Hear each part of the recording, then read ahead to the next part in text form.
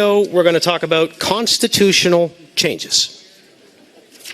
Our next topic is Alberta taking a lead role in working with other provinces to pressure the federal government to amend the Canadian Constitution to empower and better protect provincial rights. The Canadian Constitution, including its Charter of Rights of Freedoms and sections on the division of powers between the federal and provincial governments, is foundational to our democracy.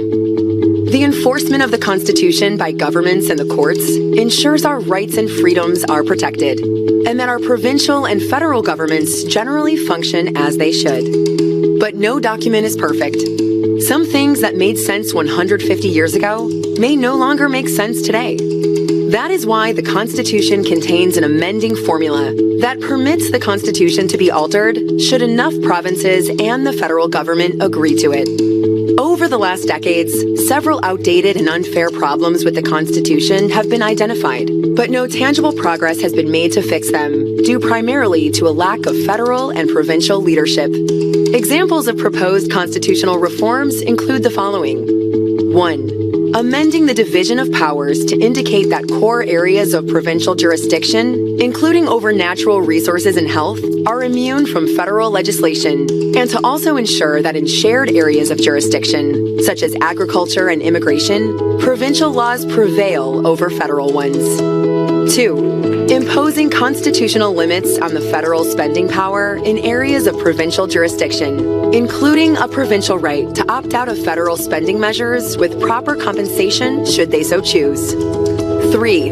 Adhering strictly to representation by population in the House of Commons. Right now, those living in smaller provinces are greatly overrepresented when compared to those living in larger ones. 4. Either abolishing the Senate entirely or having it actually represent provincial interests as originally intended by mandating an elected Senate with the same amount of senators representing each province. 5.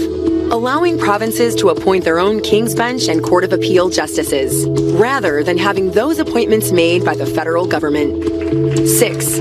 Expanding the Supreme Court to allow for more justices from Western Canada and making prior service on a province's Court of Appeal a mandatory requirement of becoming a Supreme Court justice.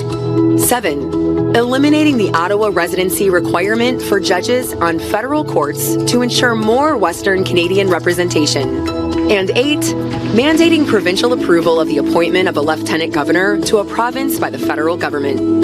There are, of course, many other potential constitutional amendments that are worth discussion, but this is a start.